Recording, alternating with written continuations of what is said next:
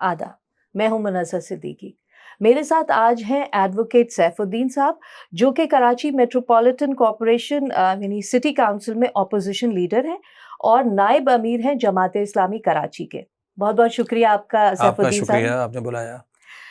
Safe الدین صاحب as opposition leader میں آپ سے سب سے پہلے یہ جاننا چاہوں گی کہ جب بھی ہم ٹاؤن ہال میٹنگ کی بات سنتے ہیں، خبر سنتے ہیں، تو ساتھ یہ بھی سنتے ہیں کہ آخر میں لڑائی جھگڑے پہ بات ختم ہو گئی. تو کیا وجہ ہے کہ سبھی لوگ پڑھے لکھے ہیں کاؤنسل کے، کیوں بات لڑائی جھگڑے پہ ختم ہوتی ہے اور بات چیت کے ذریعے بات آگے نہیں بڑھتی؟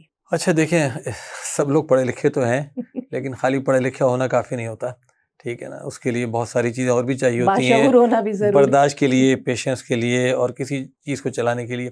اصل میں اس میں یہ ہوا کہ چونکہ مرتضیٰ وہاب صاحب کا اپنا انتخاب ایک بڑا متنازع تھا. جیسا کہ آپ کو پتا ہوگا کراچی میں جماعت اسلامی نے 5 لاکھ ووٹ لیے تھے بلدیاتی انتخاب میں، پیپلز پارٹی نے 1 لاکھ لیے تھے، اور اسی طرح سیٹیں جماعت اسلامی کی بہت زیادہ تھیں پیپلز پارٹی سے.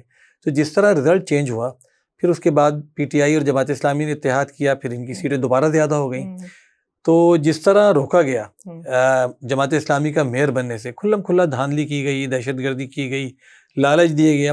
تو شروع کا دور تو تھوڑا سا ایسا تھا جس میں لوگوں کو اشتعال تھا، اور ظاہر ہے کہ نعرے بھی لگتے تھے اس کے اندر مرتضیٰ وہاب صاحب کے خلاف، اور بات کافی ہوتی تھی.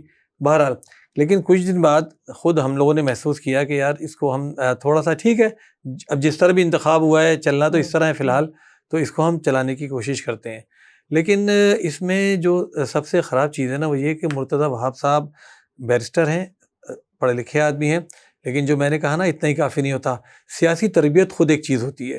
مرتضیٰ وہاب صاحب چونکہ اس پوری سیاسی تربیت سے کبھی گزرے نہیں، سیاسی کارکن نہیں رہے، پیراشوٹر کے طور پر ایک ان کو میئر بنایا گیا، ان کے لیے لا چینج کیا گیا تھا، آپ کو پتہ ہے، اور جس طرح انتخاب ان کا ہوا. بہرحال تو اب وہ کرتے یہ ہیں کہ وہ اس کو کونسل کو چلانا ہی نہیں چاہتے جس طرح کونسل چلنی چاہیے. آپ لوگوں کو بولنے کا موقع دیں، آپ قراردادوں پر جو بھی قرارداد آئے اس کے اوپر آپ رائے شماری کرائیں، ووٹنگ کرائیں، اس کے اوپر گنتی کریں پراپرلی، اس کے بعد جو بھی ہو کر دیں. وہ کرنا ہی چاہتے ہیں کہ قرارداد پیش ہو، اور وہ چاہتے ہیں کہ منظور ہو جائے. اچھا اگر بات کرنے کی بہت زیادہ ان سے بات بھی کی جائے نا کہ بھئی بات کرنے کا موقع دیں، تو ان کا کہنا ہی ہوتا ہے کہ 1-2 لوگ بات کر لیں. ہم یہ کہتے ہیں کہ سٹی کونسل کے اندر تقریباً 350 ممبر ہیں، 350 450 کے قریب. تو آپ زیادہ سے زیادہ لوگوں کو بولنے کا موقع دیں. اس میں جلدی کیا ہے، ہری کیا ہے آپ کے اندر، آپ ہریڈلی آپ چیزیں کرانا چاہتے ہیں. تو وہ نہیں چاہتے. ہوتا پھر یہی ہے کہ وہ جب بھی لوگ بولنے کی کوشش کرتے ہیں، وہ اس دوران جب تھوڑی سی بات چیت ہو رہی ہوتی ہے، قرارداد کو مطلب ایک ہوتا ہے نا کہ ایک آمرانہ طرز عمل پیش کر دیتے ہیں، ہاں جی. اچھا اس کے بعد کوئی کاؤنٹنگ نہیں پیش کیا، ان کے لوگوں نے ہاتھ اٹھایا، اب کوئی کاؤنٹنگ نہیں ہے، اپوزیشن سے نہیں پوچھا آپ نے کیا کیا، اور کہا کہ جی منظور ہو گئی قرارداد. دوسری بات کیا ہو رہا ہے کہ بہت ساری قراردادیں ایوان میں پیش ہی نہیں ہوئی، اور اس کو انہوں نے کیا ہے کہ سمپلی منظور لکھ کے اور دکھا دیا کہ منظور ہو گئی.